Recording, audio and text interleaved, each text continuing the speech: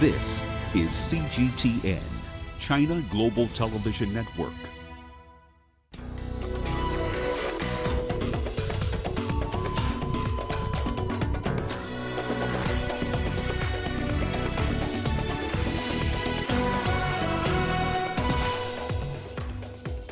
Mutinying soldiers arrest Burkina Faso President Roch Kabore.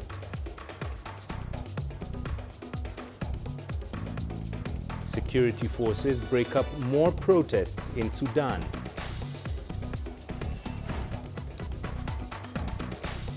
And deadly boat accident shines the spotlight on water transport safety in the DRC. Hello and a very warm welcome to you wherever you're tuning in. This is Africa Live only on CGTN. I'm Mahia Mutua in Nairobi. Hannah Vivier joins me now with your business headlines. Thanks for that, Mahia. Here's what's coming up in Africa Live Business. Egypt is finalizing plans to issue its first Islamic bond by the middle of this year. And the Democratic Republic of Congo secures crucial IMF support to deal with the effects of COVID-19. Well, I'll be back with those stories and more later on in the business segment. But for now, let's take a look at what's happening around the world with Mahia. Hannah, thank you. We'll see you later on in the business. Well, let's begin with news just reaching us. Burkina Faso President Roch Kabore's party says he survived an assassination attempt on Monday. However, there have been conflicting reports about the whereabouts of Kabore. On a Monday evening, his social media account had a statement calling for dialogue and mutinying soldiers to lay down their arms. That following heavy gunfire overnight and several media reports that Kabore has been detained at a military camp. The president is reportedly being held by several soldiers staging a mutiny and demanding more support for their fight against the Islamist insurgency. Meanwhile, the French embassy in Burkina Faso has advised its nationals not to go outside, and 2 Air France flights today have also been cancelled. Well, Lucien Kambu Malba, who's a journalist in Burkina Faso, has some of the developments in that story. The situation is not clear yet. Then we cannot say that he's arrested or not, because there are contradictions among the sources. Some say that the president is arrested, but other sources say that he is detained. He's just detained by the gendarmerie, a part of the national army. And President Kabore himself, in a tweet at 2 p.m., invites the soldiers for a dialogue. Here is what he said. Our nation is going through difficult times. At this specific moment, we must safeguard our democratic achievements. I invite those who have taken up arms to lay them down for the higher interest of a nation. It is through dialogue and listening that we must resolve our contradictions. President Kabore tweeted without giving any details. The African Union Commission is asking military and civilian leaders to engage in dialogue to resolve the current crisis. On Monday, video from the capital, Ouagadougou, appears to show presidential fleet vehicles peppered with bullet holes and abandoned in the street. This is the aftermath of the night before. On Sunday, there was a heavy exchange of gunfire at the private residence of President Roch Kabore in the capital, Ouagadougou. It's not immediately clear who was in the vehicle when the attack took place. 2 security sources and a West African diplomat reported that Kabore was detained. However, armored vehicles and soldiers have been stationed outside the headquarters of Burkina Faso's state broadcaster on Monday. Over the weekend, the government had denied rumors that a coup was underway, as sustained gunfire rang out for hours from several military camps. Frustration has risen in the West African country in recent months due to the frequent killings of civilians and soldiers by a militant insurgency. Hundreds of protesters had come out to support the mutineers. They ransacked the headquarters of Kabore's political party, forcing the government to declare a nighttime curfew until further notice. Schools have also been forced to close for 2 days. Noktula Shabalala, CGTN. In Sudan, hundreds of protesters have rallied and called for civilian rule. Many are also demanding justice for those killed in crackdowns since a military takeover nearly 3 months ago. Crowds gathered in the capital Khartoum and headed toward the presidential palace, but security forces had sealed off the area ahead of the march. Protests were also held in cities including Wad Madani, south of the capital, and the eastern state of Gedaref. Last week, senior U.S. diplomats visited Sudan in a bid to bolster UN-led efforts to persuade the military into restoring a transition to full civilian rule. First of all, no negotiation, no partnership, and no legitimacy. And the closure that has occurred due to the power grab by the military, we will confront it with steadfastness and continue to escalate our protests until the overthrow of this coup. We go out today as we go out with every million demonstrations in support of our sons and daughters in their standing in the face of the military coup. And our demands are for the military to go away completely. We do not want them in power. We want a free democratic homeland. Many passengers in a boat that sank in the Democratic Republic of Congo a week ago remain unaccounted for. At least 50 people have now been confirmed dead and another 200 have been rescued. Authorities in Mbandaka city say the overloaded boat that was traveling at night capsized in the Congo River last Sunday. CGTN's Chris Ochamringa has been in Mbandaka and now reports. A family in grief. Relatives of a woman who died in the boat accident are mourning her in the DRC's northwestern city of Mbandaka. The victim was a trader called Ruth Abisa. She boarded the boat at a village called Bobanga to sell foodstuff in Mbandaka city. But the boat capsized near Ipombo village and she drowned. Our sister was a mother of 3 children. We are very sad about her death. None of the local officials has been here to condole with us since we buried her. A team of search and rescue workers have been trying to find survivors of the accident, but they only recovered the wreckage of the boat on Sunday. According to reports from the provincial authorities, 50 people have been confirmed dead and several others have been rescued.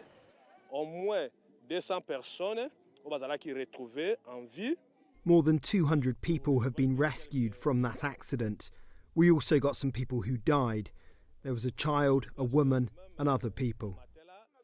Many other passengers are still unaccounted for. It's just a week since the tragic accident, but the large wooden boats are back on the river. Boat accidents are very common in the DRC because many of the vessels are often overloaded with passengers and cargo like this one over here. The passengers know it's risky, but they have no alternative means of transport. Many in the DRC can only afford to travel by boat because flying is expensive and the country has a poor road network. Some family and friends of the accident victims are calling on the government to ensure the safety of boat passengers. People are dying in those boats on a regular basis. I'm appealing to our leaders to enforce the navigation standards so that our people travel safely. All they care about is collecting money from boat owners.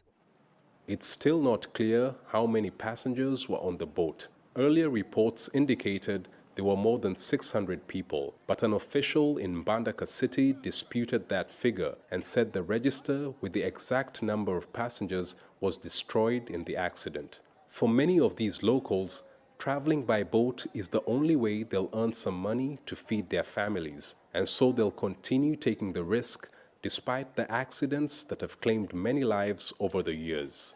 Chris Ochamringa, CGTN, Mbandaka, Democratic Republic of Congo. Well, the safety of water transport in the Democratic Republic of Congo has once again come to the spotlight after that boat capsized in the Congo River. The African country experiences such tragedies almost every year. CGTN's Enoch Sikolia highlights some of the accidents in the DRC that caught global attention. Boats capsizing in rivers and lakes of the Democratic Republic of Congo is not something new. Every year, a number of boats sink into the water bodies, leading to the loss of hundreds of lives. The latest accident happened 4 months after over 50 people died following the capsizing of a makeshift vessel on the Congo River in October last year. The vessel was 9 traditional wooden canoes, known locally as pirogues, all tied together. Boat accidents are common in the vast and mineral-rich country, as these vessels are often overloaded with passengers and goods. Passengers often do not wear life jackets. In February 2021, at least 60 people died after a vessel carrying over 700 people sank in the Congo River near a village in Maindombe province. This happened only a month following the drowning of 3 people after a passenger boat capsized in Lake Kivu. In May 2020, 10 people, including an 8-year-old girl, died after the leisure boat they were traveling in capsized in Lake Kivu. The tragedy stretched as far as the beginning of the decade as well as the millennium. In September 2010, close to 100 people died in the Democratic Republic of Congo after 2 boats capsized in separate incidents. One of the boats was carrying up to 300 people when it caught fire on the Kasai River near the border with Angola. A few months earlier, in July 2010, more than 135 people died after a boat capsized in the western province of Bandundu. The biggest tragedy happened in November 2003 after a ferry carrying 290 people sank. Over 200 people died in the accident. Enoch Sikoli, CGTN. Further afield, Ukraine's Defense Minister Oleksiy Reznikov says the country has received a second batch of weapons from the United States. It's part of a defensive aid totaling $200 million as tensions continue at the border with Russia. Reznikov says more than 80 tons of weapons have been received. The U.S. has ordered the families of its diplomats in the Ukrainian capital, Kiev, to leave the country. U.S. Secretary of State Antony Blinken has rebuffed calls to immediately impose economic sanctions on Russia. He says doing so will undercut the West's ability to deter potential Russian aggression against Ukraine. Germany has also urged Europe and the United States to think carefully when considering sanctions against Russia. Well, Russia's military outweighs Ukraine's both in terms of personnel and hardware. But Ukraine's army is defending its positions and intends to continue doing so in the face of any Russian moves. CGTN's Stephanie Fried reports from the front line of eastern Ukraine. The Ukraine Army's mechanized infantry position on eastern Ukraine's front line. A few hundred meters away, Russian-backed enemy forces. Overnight, the enemy fired at us with RPGs, assault rifles, and high-caliber machine guns. Trenches run through a residential neighborhood, dividing this coal mining town in half between pro-Ukraine versus pro-Russia sides. Chief defense tools here are light artillery and observation. We are shelled on a daily basis by 82mm mortars, machine guns and assault rifles. Deep inside the bunker, a rudimentary control center linked to above-ground cameras. When enemy movement is spotted, soldiers call in coordinates and a military response follows. As Russia continues its military buildup along Ukraine's borders, frontline soldiers are feeling a shift. It's definitely more active lately than it has been in the past. But it's not impacting their operation yet.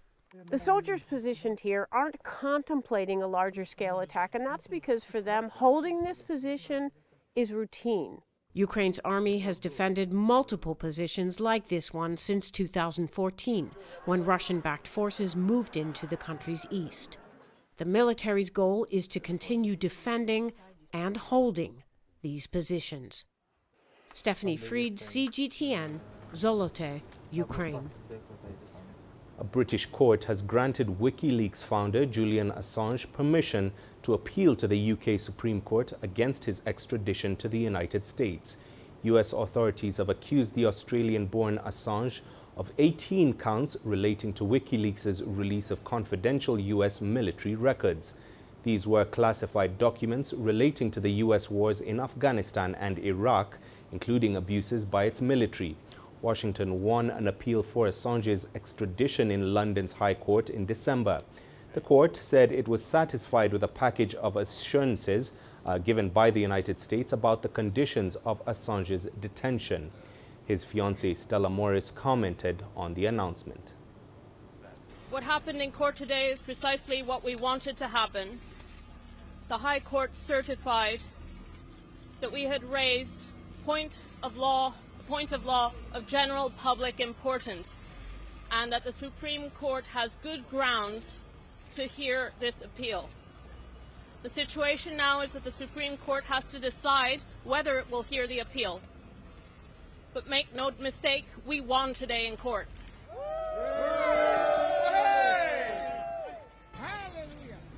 But let's not forget that every time we win, as long as this case isn't dropped, as long as Julian isn't freed, Julian continues to suffer. For almost 3 years, he's been in Belmarsh prison, and he is suffering profoundly, day after day, week after week, year after year. Julian has to be freed, and we hope that this will soon end. Well, it's time for us to take a short break. Stay with us here on Africa Live. There's plenty more still to come.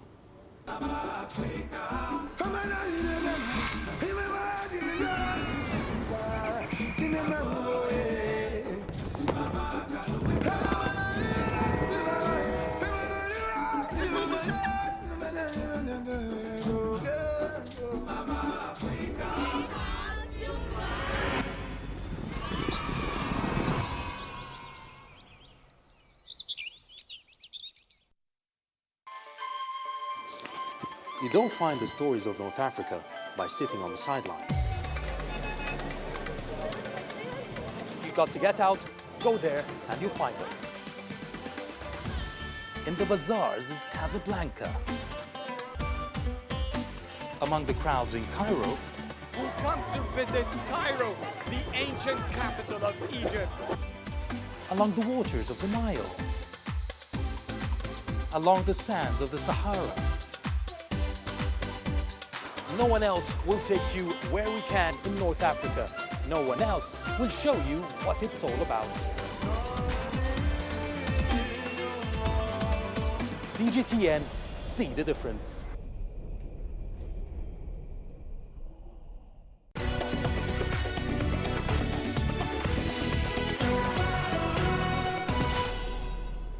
Welcome back, and thank you for staying with us on Africa Live. Now, South Africa's governing party president and the nation's head of state, Cyril Ramaphosa, has undertaken to urgently address matters of immigration to ensure that anti-African sentiments that have been rising in the country don't worsen. Ramaphosa was speaking after a two-day meeting of the ANC's National Executive Committee.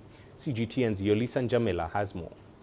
Since the South African government announced late last year that it will not be renewing temporary permits of around 250,000 Zimbabweans working in the country when their visas expire, there's been growing anger directed at foreign nationals living here. Movements such as the one called Put South Africans First are fast gaining traction. The movement has become the first organized group to openly call for the immediate deportation of foreign nationals, especially those who are in the country without legal papers. Some opposition political parties have even gone to the extent of visiting restaurants, demanding to see how many foreign nationals they have in their employ versus locals. There are now growing concerns about a possible outbreak of xenophobic violence. As a result, the governing ANC's highest decision-making body, the National Executive Committee, has called for this to be arrested. The ANC will need to lead the debate on immigration in order to ensure that it remains infused with principles of Pan-Africanism and is not overtaken by right-wing sentiments. promoting legal migration is a central aspect of securing the peace and security of South Africa and the sub-region, and the ANC must act against the stoking of anti-African sentiment. South Africa has a history of violence against foreign nationals, particularly those from the rest of the continent. In a wide-ranging speech after a two-day meeting of the ANC's National Executive Committee, the ANC president also made a frank admission that the governing party is deeply divided, and those divisions are a threat to the country's democratic gains. Our movement is going through a period of decay and degeneration. The ANC has been able to extricate itself from similar situations in the past. It is important not to lower our guard against counter-revolution. The threat to our democratic gains is also a result of an era of loss of moral and ethical principles within the Congress movement. We need to show determination in addressing the toxic legacy of state capture that resulted in security institutions being weakened, misdirected, and hollowed out. Divisions and factions in the ANC are themselves becoming a threat to our democracy. The ANC is due to hold its elective Congress in December, and divisions are expected to intensify as contestation for positions in the party gain momentum. Yodison Jamela for CGTN in Johannesburg, South Africa. Now, the world is marking the International Day of Education. In Somalia, conflict, flooding and drought have disrupted the education of hundreds of students in the Hiran region. Some have been displaced, cutting short their learning journey, while others have been forced to stay at home after failing to raise school fees. Mohamed Kahie reports from the capital, Mogadishu. This school in Somalia's agricultural town of Beledweyne is an example of the push for education. But in the past 3 years, the population of the students have been dropping significantly. The number of students at the school was approximately 1,500 and above, but they are about 900 or 1,000 in the past 3 years due to the challenges of recurrent flooding and drought that displaced them in safer areas, while some were unable to manage school fees. Most of the students at this school for internally displaced children also do not have basic tools for education. They rely on aid agencies who are facing shortage of funds. The students you see here don't have basic education tools such as desks. They don't have proper classrooms for studying. All they have are these classrooms made out of hot iron sheets. They are from poor families but committed to study and become better in the society. The Regional Education Network is worried about the declining enrollment in education institutions. Over 1,500 students' education was cut short by conflict, drought and famine in this region last year alone.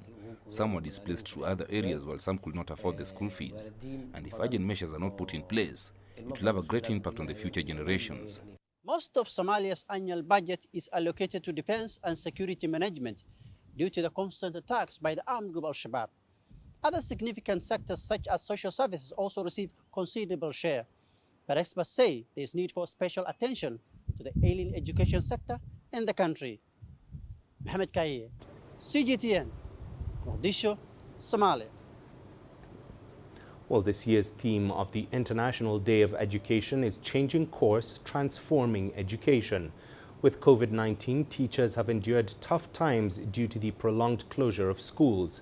Some have been laid off while others have gone without salaries. Eric Kawa reports on challenges teachers in Sierra Leone have faced both during and after the lockdown there. Teachers play a significant role in the education sector, and the challenges they face are many. COVID-19 has made the situation tougher. With many countries in Africa, lockdowns and closure of schools, teachers here in Sierra Leone faced a lot more challenges. What does the International Day of Education mean to the teachers in Sierra Leone? We find out. I feel very proud. Let them continue to find solutions to the problem teachers are facing. Because some of this, they do the celebration, but at the end of the day, we see the same problem revolving around teachers, especially in terms of salary, in terms of incentives. Teachers are lack of that. When Sierra Leone confirmed its first COVID-19 case in March 2020, learning institutions were immediately shut down to contain the virus. After 3 months of closures, schools reopened in July that year. Teachers also went through tough times during lockdowns. Margaret Sundu Thoronka is one of them. When we have lockdown, you don't have to go to anybody. You stay indoors. If you don't have food, you will not eat. So I just have to go to friends and family so that I can get something I can keep in the house. According to the World Economic Forum, students now risk losing $17 trillion in lifetime earnings in present value, or about 14% of today's global GDP, because of COVID-19 related school closures and economic shocks. Some of the children were staying indoors, even the teachers also, they were staying indoors. And eventually some of them get pregnant, especially the girl child. And the boys, they were not in contact with their books. So some of them they take to drugs. With the International Day of Education being set aside to look at educational issues around the globe, teachers in Sierra Leone hope their condition of service and welfare will be improved. Eric Kawa, CGTN, Sierra Leone. In South Africa, strong waves battering Cape Town's coastline have inadvertently unearthed a decades-old shipwreck. The Antipolis oil tanker was wrecked in 1977 and had been submerged since then until strong waves lifted it off the ocean floor. Now the wreck is perched on rocks and is in full view of a curious public. CGTN's Travers Andrews now reports. Like a ghost from the past, after 44 years under the sea, the Antipolis wreck has risen again on the Atlantic seaboard. The shipwreck has been a popular attraction for scuba divers willing to brave the cold waters of the Atlantic Ocean. Unusually high waves battering Cape Town have lifted the wreck off the ocean floor, and it is now attracting people keen to see it. Absolutely incredible to understand that it's been under the sea for that long. I heard from my brother in London, who used to live in Cape Town, that he dove here quite often, and it was one of the features here. It's amazing to find that it's actually on the shoreline now. So I came out to have a look, so I heard from him in London actually, not even locally in South Africa, and I think it's absolutely incredible. With the wreck showing signs of a time spent underwater, strong waves are continuing to batter the damaged hull. Cape Townians have been warned to keep a safe distance as many make their way to see the wreck lodged on the rocks. It's a beautiful shipwreck that's been there for a long time, the Antipolis, and it's been brought up after these really strong swells, and that's a nice thing to see right now that we can see at the surface. The wreck is around 25 meters long and stands 4 meters high, and her presence highlights the extraordinary power of the ocean. After more than 4 decades, the Antipolis has finally revealed herself, and for some, her presence brings back old memories. I actually swam out to it soon after it came aground, or went aground, and managed to retrieve the ship's compass. So I've got the ship's compass for this ship at home in London. For now, plans are not clear what authorities will do with the shipwreck, but it's likely they will leave it to spend its days at its new resting place. Travers Andrews, CGTN, Cape Town. Well, Hannah's back in studio now to bring us all the latest in business. Hannah. Thank you for that, Mahia. Here's what's coming up in Africa Live Business. Egypt is finalizing plans to issue its first Islamic bond by the middle of this year. And the Democratic Republic of Congo secures crucial IMF support to deal with the effects of COVID-19.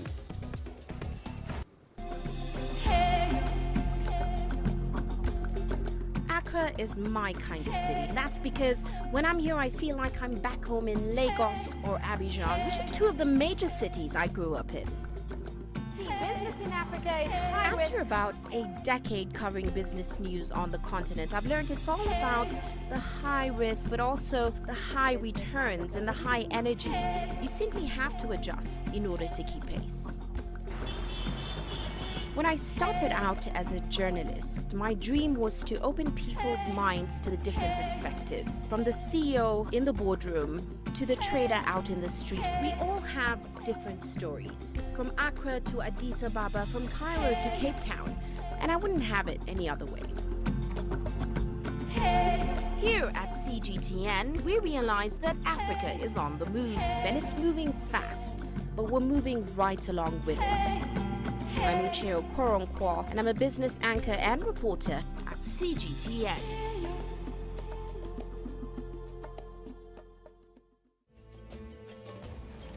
There's more to this place than just glorious landscapes. There's more to it than just, say, Table Mountain or glorious, endless salt flats. There's more to it than countries that are home to some of the deepest mines in the world. There is so much more to this place, even if it is home to some of the finest diamonds on the planet. It is the sheer diversity of the people who call Southern Africa home, and the relentless drive to make it a better place that make it so special. And we know that because this too is home.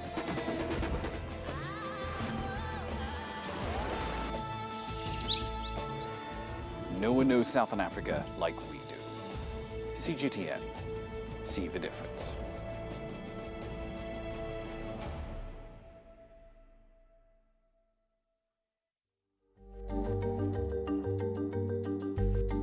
Africa Live. Find your voice.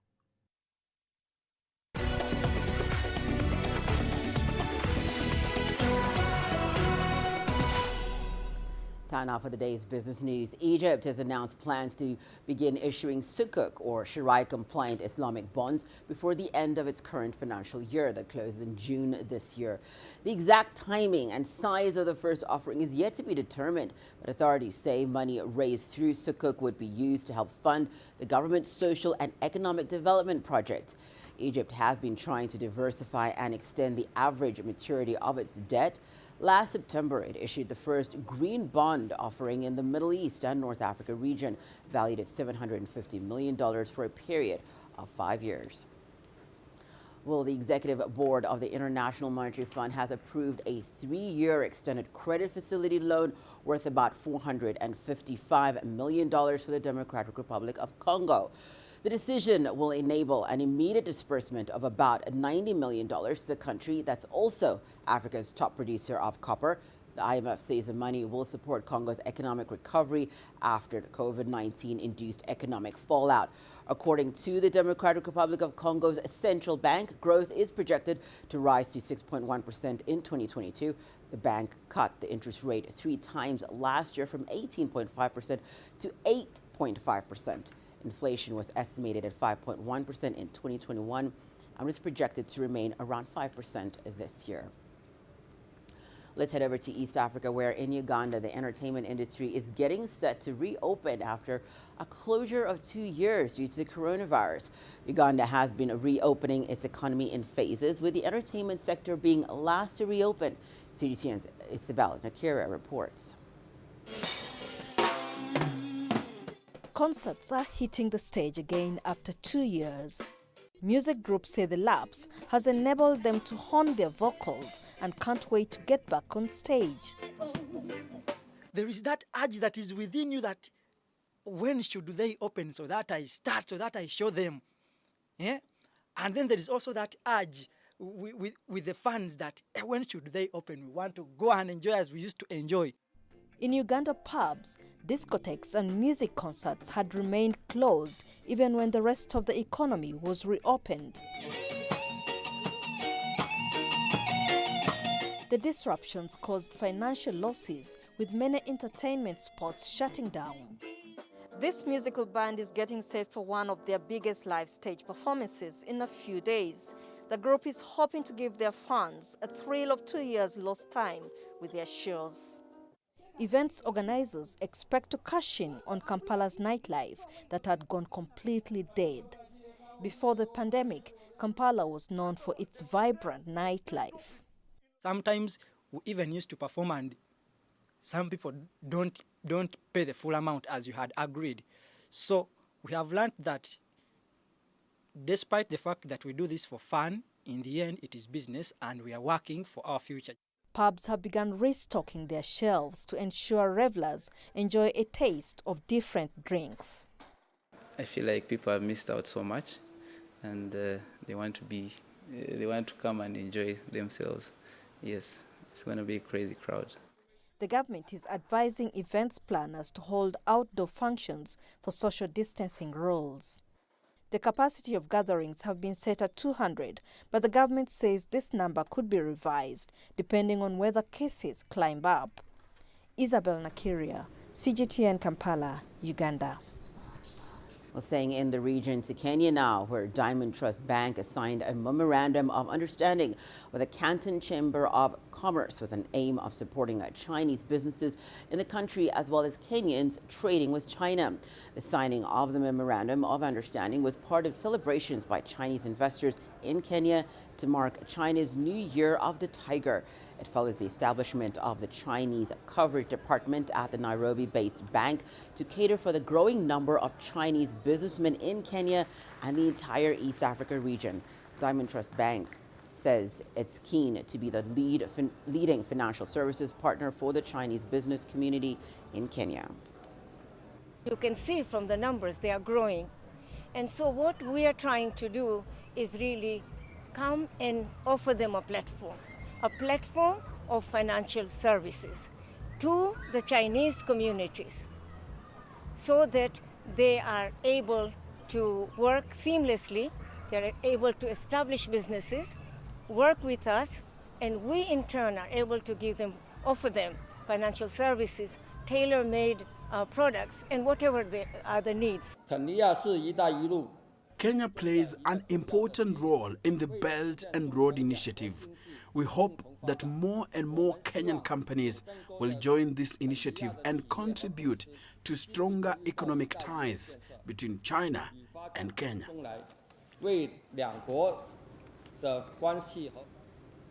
Let's cross over to West Africa, where Nigeria's National Economic Council has recommended a substantial increase in the price of petrol in that country. If the recommendation is approved by the president, the price of petrol, which is currently sold at about 40 cents per liter, will jump to about $1 per liter, effective next month. But as our correspondent Asema Kende now reports, some experts are warning that the petrol hike will be disastrous for the majority in the country. The price of petrol has been a contentious issue in Nigeria for decades, and it looks set to double in the next few weeks. The Nigerian government has been subsidizing fuel since the 1970s, when the country's refineries became largely moribund and they had to rely on expensive imports. It spent over $2 billion in subsidies between January and October last year alone. Authorities say eliminating the subsidies will ensure fair competition in the market pricing for petrol. Governors in the country in May last year recommended the same increase, but it was rejected after widespread public opposition. But the National Economic Council, which is headed by the nation's vice president, has advised that the price increase starts in February. The NEC claims the move will save the government hundreds of millions of dollars each month and help boost public finances. But experts say there are fears the increase in petrol price could be disastrous for the country's poorest people. More than 80 million Nigerians live below $1.90 a day. The government has pledged to fix the defunct refineries to help lower the cost of petrol. Nigeria is the largest oil-producing nation in Africa, yet it imports its petroleum products from other countries with better infrastructure. A fuel subsidy has been promised to help lessen the blow for some of those who can least afford the price rise. Tassim Akende, CGTN Abuja, Nigeria. Over in North Africa, Tunisia is facing an unprecedented crisis in the production, distribution, and inflation of table eggs. In 2021, the production of eggs meant for consumption recorded a 5.5% drop compared to 2020. This as prices increased by between 30 to 50% in some local markets. CGTN's Adnan Shuashi has the latest from Tunis. Olfa Bouzid is a grocery shop manager in the suburbs of the capital city Tunis. She says that table eggs are either unavailable or very expensive.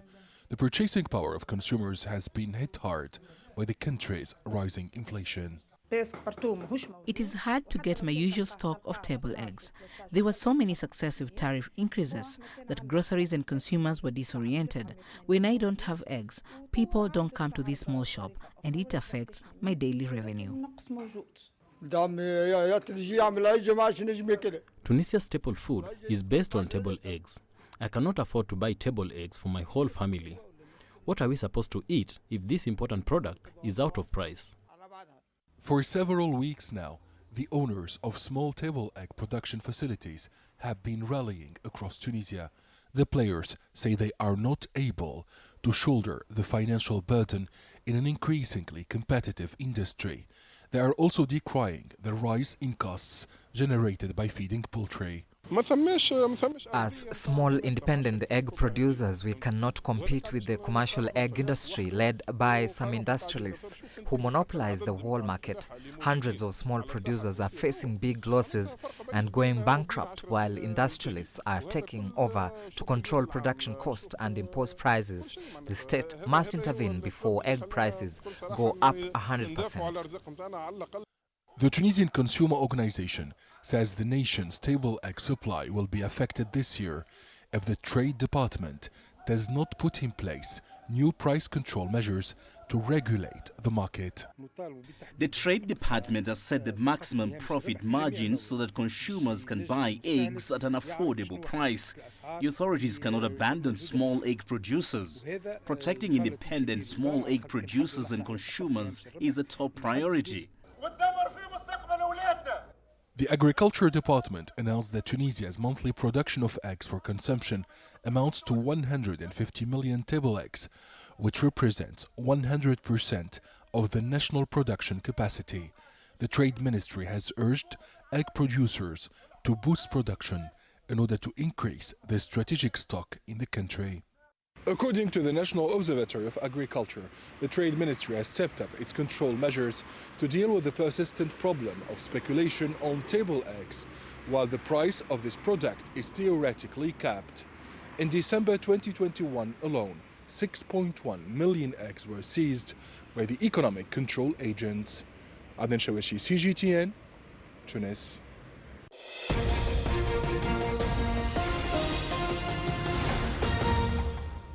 Well, here's some breaking news just in from Burkina Faso. The military there says that it is now in power in Burkina Faso and has suspended the country's constitution. The soldiers also say that the curfew in the country will remain in place and the borders of the country have been closed.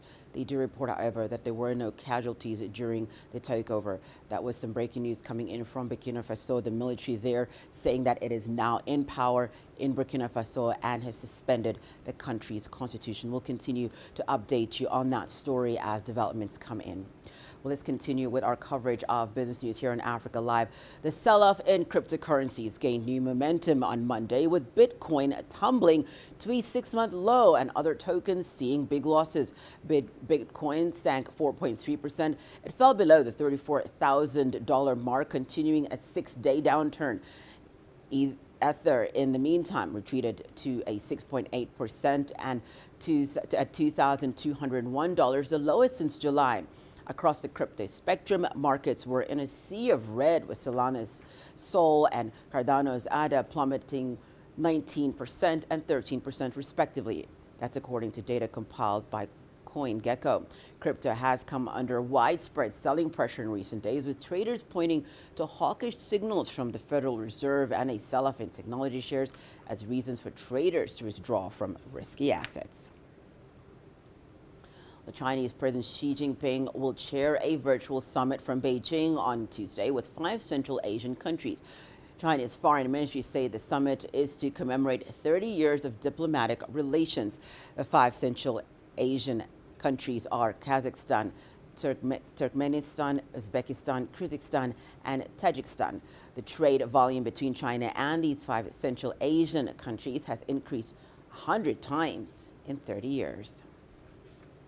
Well, China has vowed to build a modern circulation system during the 14th 5-year plan period. The move aims to boost high-quality development driven by innovation. The National Development and Reform Commission, the country's top economic planner, says that there are still weaknesses in logistics services as upgrades are necessary and logistics infrastructure needs improvement. The government says circulation in business and trade will become smoother by 2025, adding that it will strengthen support for transportation, finance, and credit in order to develop the modern circulation system. Well, there's all the business stories I have for you for now, but I'll be back for Global Business at the top of the hour, and we'll be going live to Uganda, where the government has ended a curfew imposed almost 2 years ago to contain the spread of COVID-19. Bars, concerts, and other public gatherings have been allowed to operate fully again from today. So what are the implications of this move for the country's economy? We'll be exploring this and much more at the top of the hour. But for now, back with Africa Live and current affairs that are happening around the world with Mahia. All right, Hannah, thank you. We will see you again in just about 15 minutes at the top of the hour. Well, here's what's coming up in the sport. Nigerian football fans left dejected following their team's AFCON exit.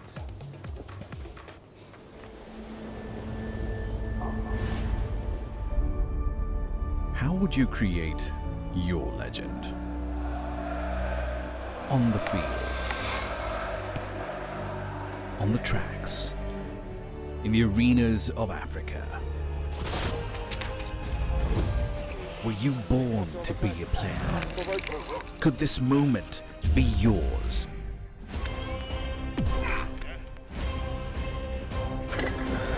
Sports Scene. Find your game.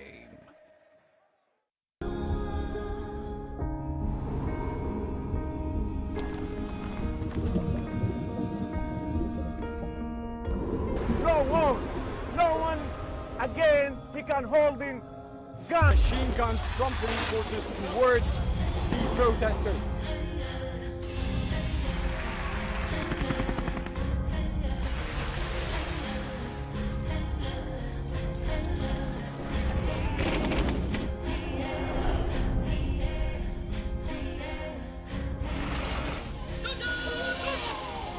Were you worried about your life at that particular time? Not at all. What is your assessment of the state of the continent today? Africa has the potential to power itself. Excuse me.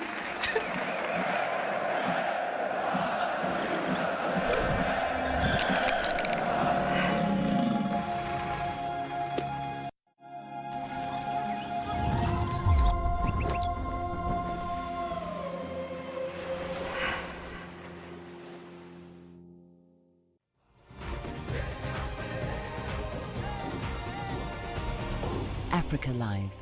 Find your voice.